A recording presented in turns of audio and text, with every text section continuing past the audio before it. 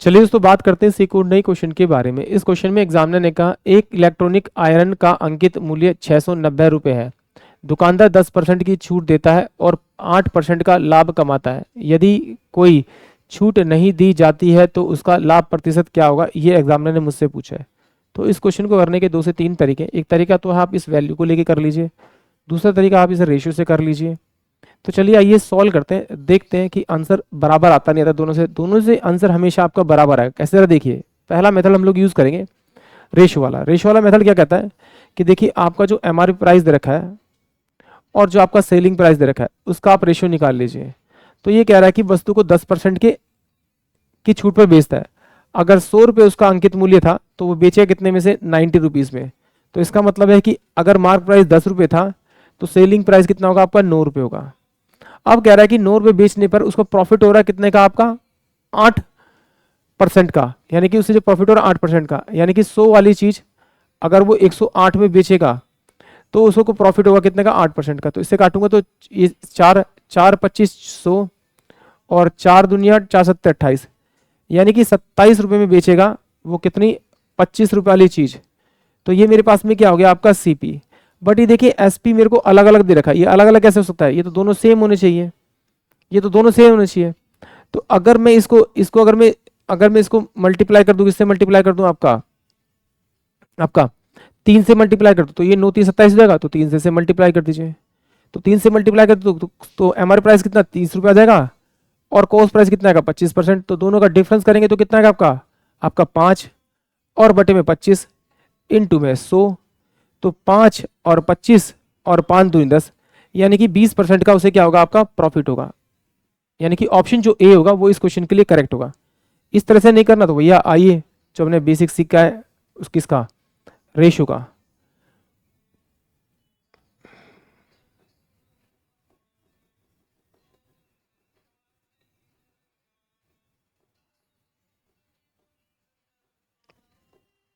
ठीक है, तो क्या कि आप इसको इससे मल्टीप्लाई कर दीजिए, कितना आएगा आपका 270। ये क्या है आपका एमपी। इसको इससे मल्टीप्लाई करेंगे, इसकी जरूरत ही नहीं है मुझे। तो 9 इंटू में 27, इसको एज इट इज रहने दीजिए बराबर में। क्रय मूल्य कितना आएगा, इसको इससे मल्टीप्लाई करें, 9 पंजे 45 और 9 दूनी 18 4 22। तो यानी कि 225 रुपये अगर उसका क्रय मूल्य है तो बेच कितने में रहा उसको, 270 में। तो इन दोनों का डिफरेंस, क्योंकि अब वो मार्क प्राइस भी दे रहा है, इन दोनों का डिफरेंस करेंगे तो डिफरेंस कितना आएगा आपका, 5 का 5 और ये 6 में से 2 गए तो 4 45 बटे में कितना आएगा 225 इंटू में 100। ये क्या होगा इसका आपका प्रॉफिट परसेंटेज। तो काट दें तो 15 3 45 और 15 15 225 और 3 पंजे 15 और 5 10, यानी 20% का क्या होगा से आपका प्रॉफिट होगा। यानी कि ऑप्शन जो मेरे पास में ए होगा वो इस क्वेश्चन के लिए करेक्ट होगा। चलिए इसे एक बार और देख लेते हैं। सारे मेथड आते तो एक ही जगह से थे वैसे, चलिए फिर भी एक बार और देख लेते हैं।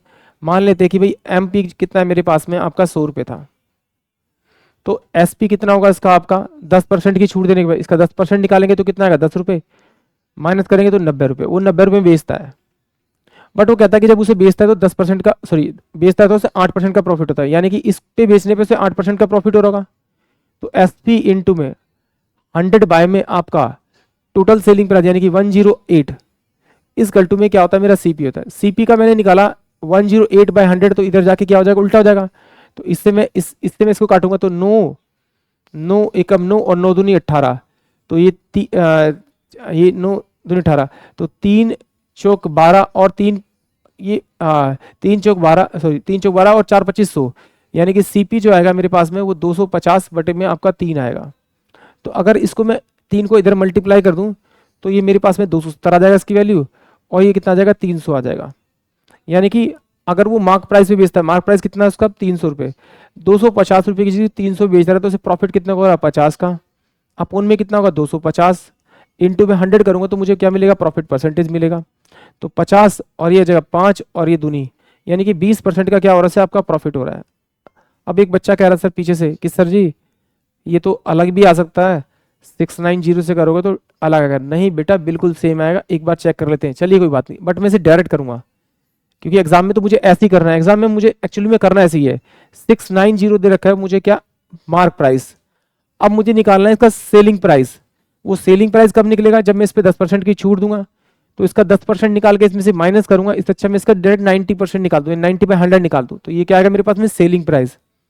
अब इस पे वो दुकानदार इस वस्तु को बेचेगा तो उसे कितने का प्रॉफिट होगा, 8% का। तो अगर मैं इसे 100 बाय में अगर इसे 108 कर दूं तो ये मेरे पास जो वैल्यू मिलेगी वो सीपी यानी क्रय मूल्य मिलेगा। तो ठीक है सर, इससे ये और ये चल जाएगा, इसे चल जाएगा, तो ये 3 दूनी 6 और 3 तिया 9, तो ये कितना हो जाएगा आपका 3 तिया 9 और 3 6 18, तो 9 चौक 36 और ये कितना का 25, तो 25 तिया 75 जब मल्टीप्लाई करेंगे और 25 दूनी 50, तो ये 575, यानी इसकी जो वैल्यू आएगी यानी क्रय मूल्य आएगा वो 575 रुपये आएगा। बट एग्जामिनर कह रहा है कि भाई उसे बेचना अंकित मूल्य पे, तो अंकित मूल्य कितना था 690, तो दोनों का डिफरेंस कर देते हैं। जब डिफरेंस करेंगे तो ये 5 आएगा, 8 में से एक आएगा, एक आएगा, यानी कि एक 115 अपॉन में क्रय मूल्य 575 इंटू में 100, तो 115 पंजे कितना होता है 575 और 5 दूनी 10 यानी 20, यानी कि ऑप्शन जो मेरे पास में आपका ए होगा वो इस क्वेश्चन के लिए करेक्ट होगा। आई होप आप सभी को क्वेश्चन समझ में आया होगा।